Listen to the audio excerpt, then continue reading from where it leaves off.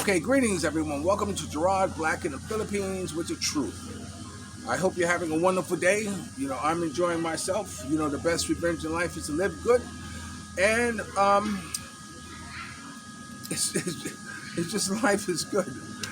What I want to talk about before I talk about something that a couple of you have been asking me about. If I wanted to know how to build a better car, or if I was a car manufacturer, what do you do? You look at your competition. Or if you want to know how to build a better airplane, you look at your competition.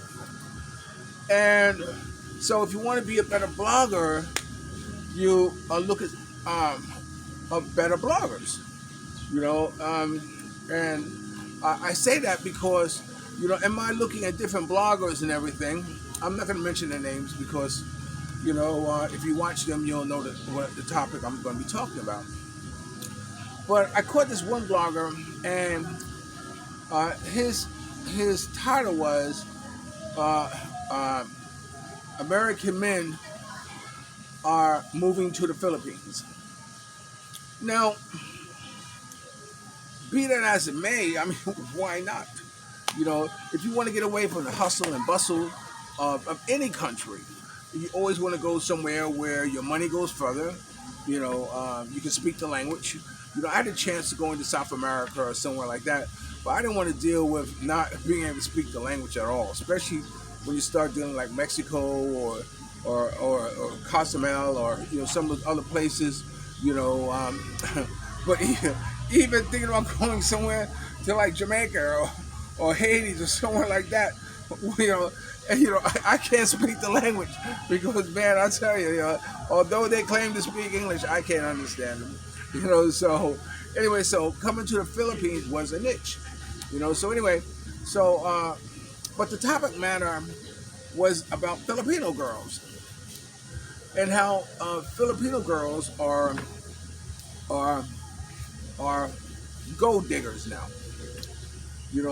There are so many American men coming to here from the Philippines that now they've learned the game and they have become gold diggers and such and such and such.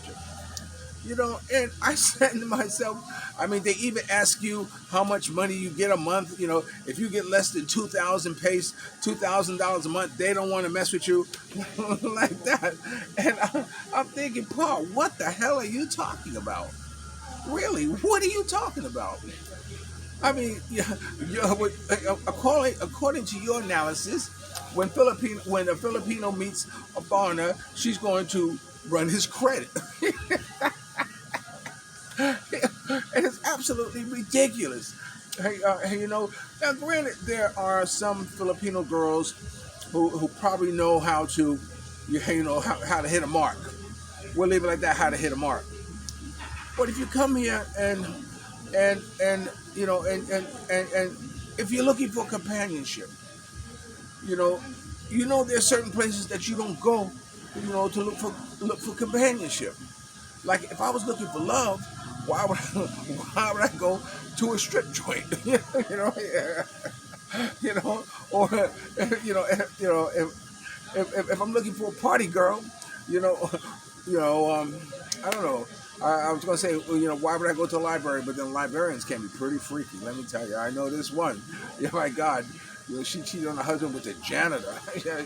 They were hitting it off in the closet as much as they can. But anyway, so to think that there's so many men coming to the United States, coming to the Philippines, that they have their pick. First of all, let me say, there are so many women here. They outnumber the men. I don't know what the ratio is, but it got to be at least about 8-1. And who are available looking for foreigners. Why? Because most of them aren't looking for Pinoys. They're not looking for Filipino men. They're looking for foreigners.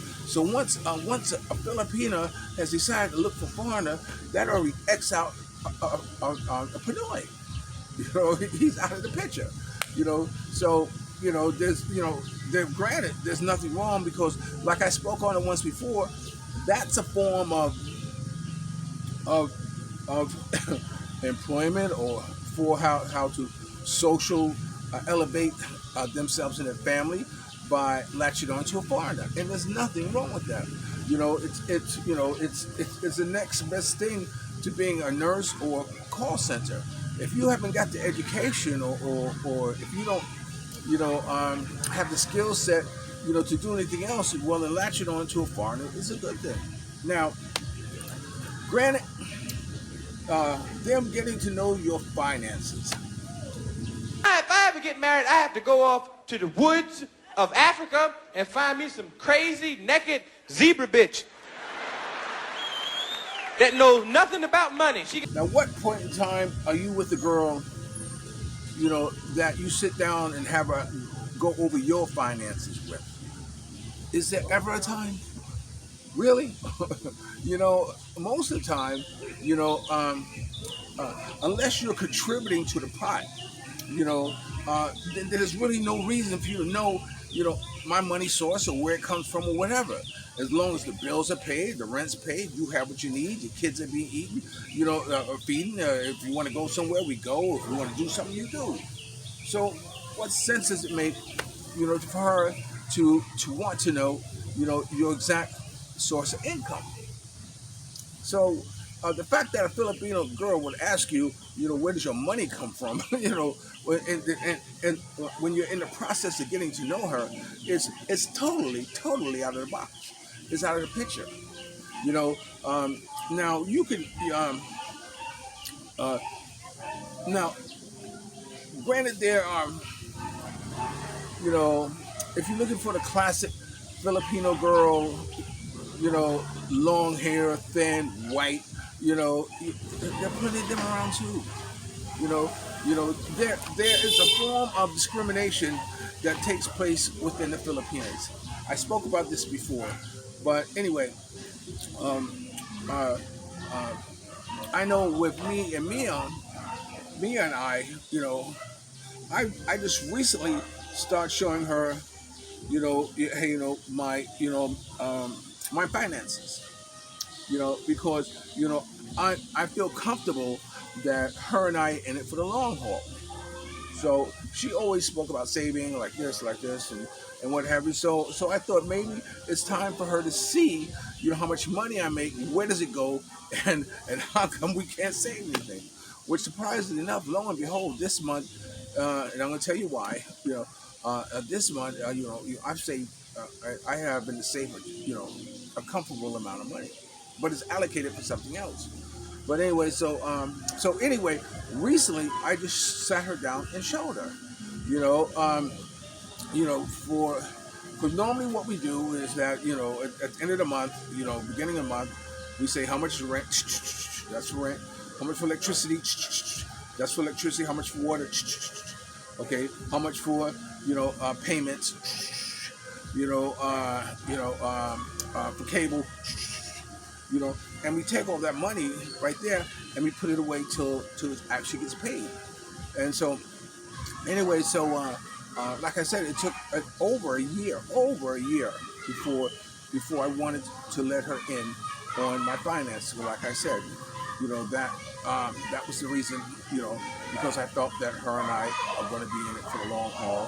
So I thought she needed to understand why,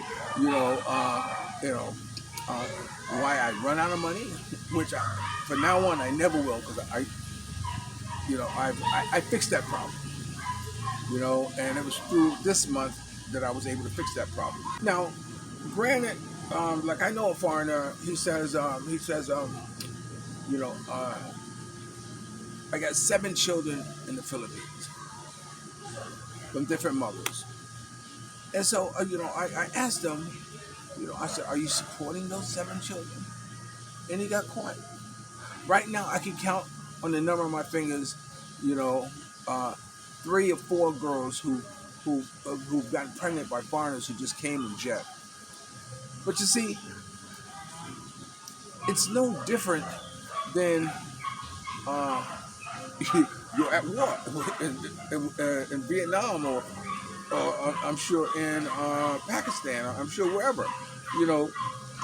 you tend to, want to date whoever's around and slam, bam, thank you, ma'am, and I'll see you when you better dress.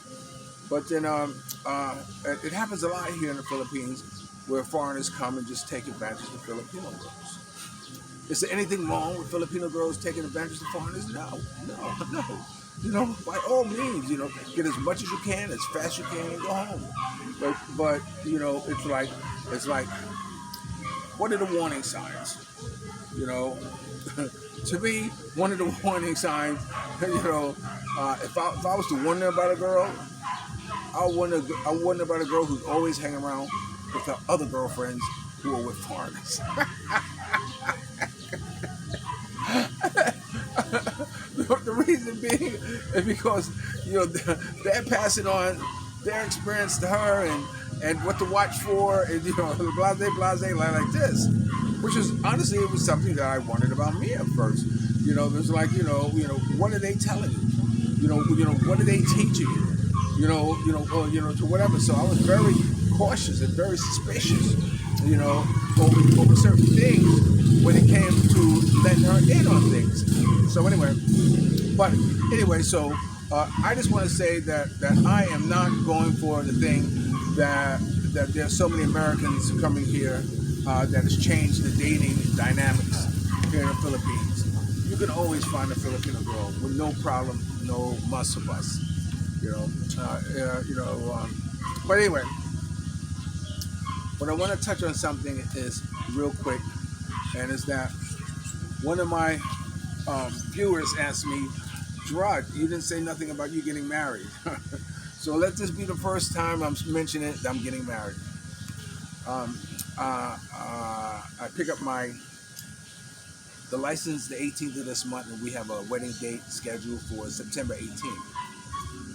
Now, one of the reasons why it's taking so long is because my name is James Gerard.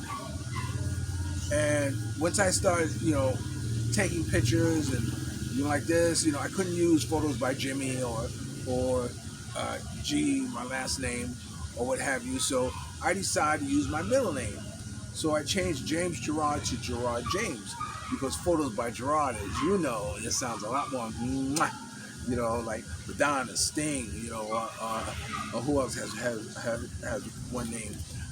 All those other cats who only have one name, but that's someone named Gerard. I always had this illusion that I became so famous that when I step in the room, they say, "Shh, there's Gerard."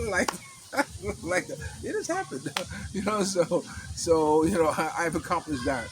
But anyway, so I started using Gerard when I started doing things professionally, because that's how I want to be known as. But here in the Philippines, so I had everything I used, my driver's license, everything was Gerard James.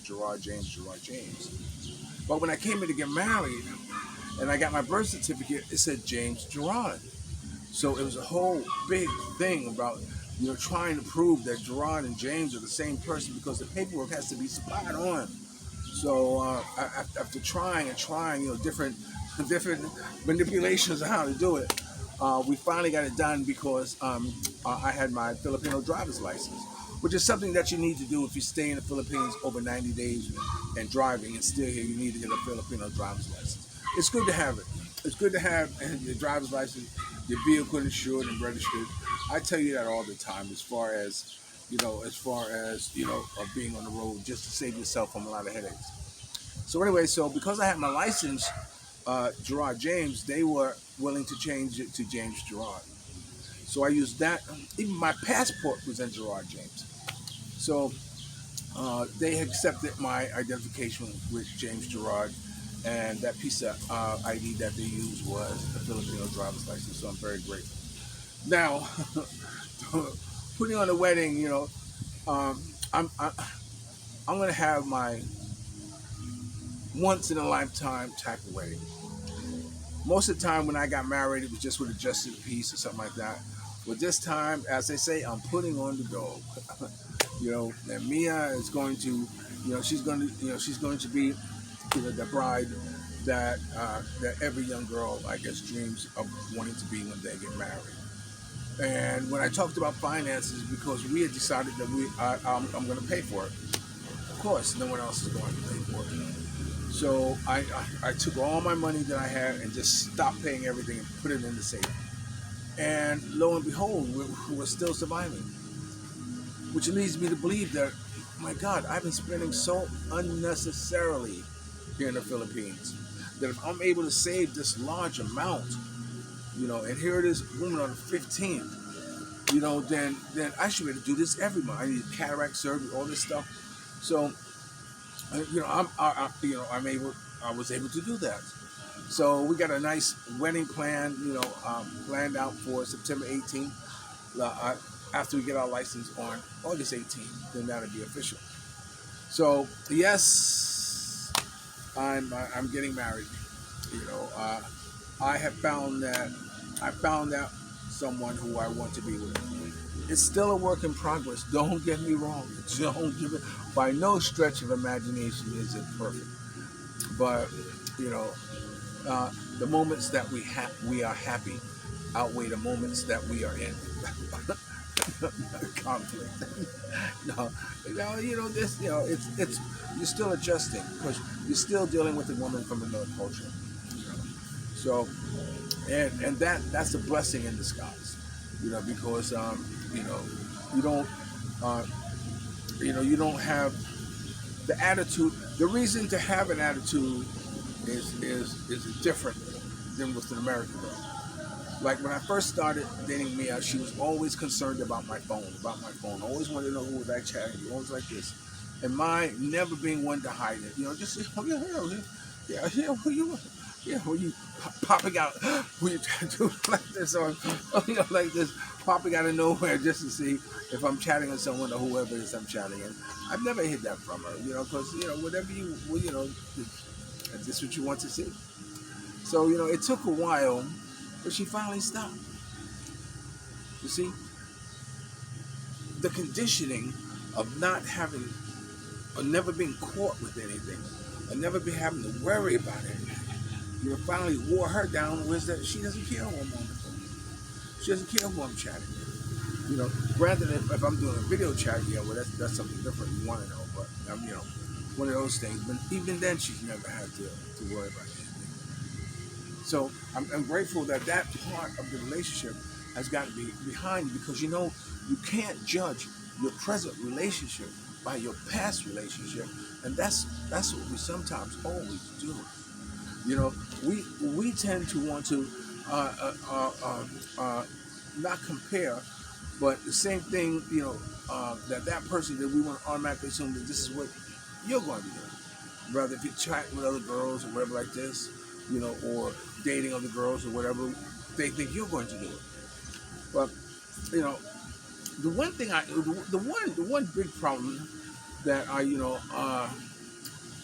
that I think that I like to see her overcome is that if I'm talking to somebody, if I walk in a store or something like this, and I'm talking to a girl, or a guy, or whatever, rather than be in the background and catch feelings, come in and join into the conversation.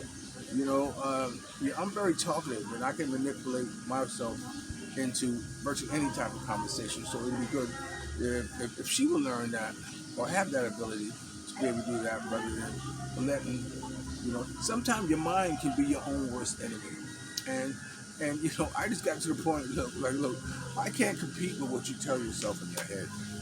I'm not even going to try. I'm not even going to try. You want a donut? All right, this is a short one. I'm going to stop right here. All right, you're watching Gerard Black in the Philippines. Don't forget to subscribe, ring the bell, share, and like. And remember, dreams are nothing more than plans awaiting action. Never disrespect the elderly or the poor one up. And sometimes you're the only one to see your vision. And the best revenge in life is to live good. I'm living good. I hope you are too. And if you're lucky enough to have a woman like Hollywood's former lead singer Temptation want some, treat her like a lady. And ladies, if you're lucky enough to have a good man like me, make me feel like a girl. And what's going to be my best wedding gift is on our honeymoon. On the night we get married, I'm going to bust a load and boom goes the dynamite. Oh, wait, wait, wait. Oh! And boom goes the dynamite. For the baby. I'm gonna make a video about that, but no more jumping off. I'm the master of jumping off. But anyway, there's a whole lot of place I can dump it rather than inside. And as a player, you know what I'm saying, I've learned that you never dump a seed into any woman, so anyway, that's what I'm looking forward to, because that's supposed to be at the beginning of life. And you wonder, when does life begin? I think life begins when a married couple chooses to bring life into this world. Not when you're pregnant or something like this. No, life begins when in a marriage couple decide to bring a child into this world. Remember, I always let you more. I'll talk to you later. Peace.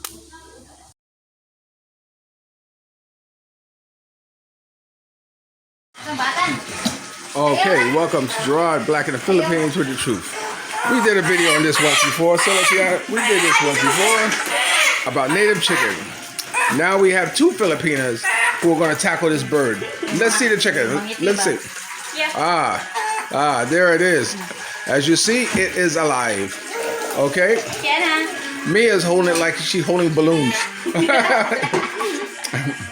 And what Lucy's doing now, she is boiling hot water, because after that's how you pluck the feathers and let it soak. There's old man. Say hello, old man. Hello. Chicken killer. Chicken killer.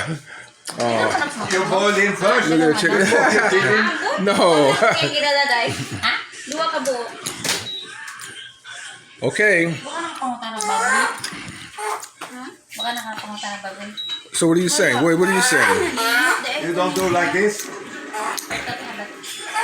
No. What do you? Okay. Oh, Tiana. I almost stepped on Tiana. Tiana. Whoa. Look at this. Look, she like it. Okay. Lucy sharpening the tools. Like a professional. Look at this. This is her first chicken kill. Oh, it's the second. You killed the one, not me. Yeah, I think that. But I think I was drunk. I see it. Okay. You gonna let Lucy? Okay, Lucy. Hold it over the sink, Lucy. Over the sink. In the sink. Oh my God. And like they do, she pulls the feather off around the throat. Don't go back now. She's behind you.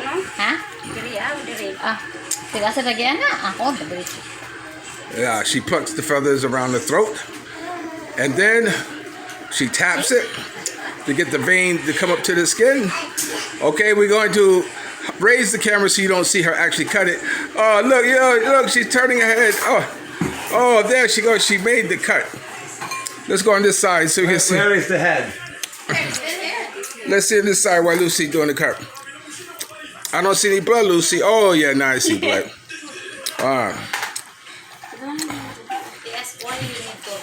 Okay.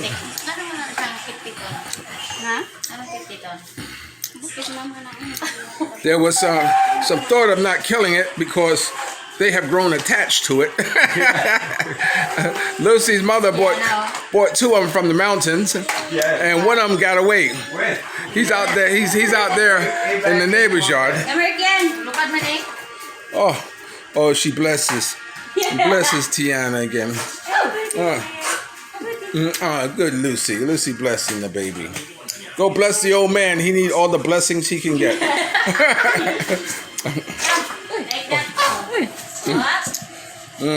Still dead na. Oh, okay. I think the other one is back in mountain. Okay. Lucy's trying to tell you, put my head back on. Okay. So we're gonna we're gonna pause right here, and we're gonna show you. Of course, they're gonna boil it, pull the feathers off, and we'll be right back with Lucy's first murdered chicken.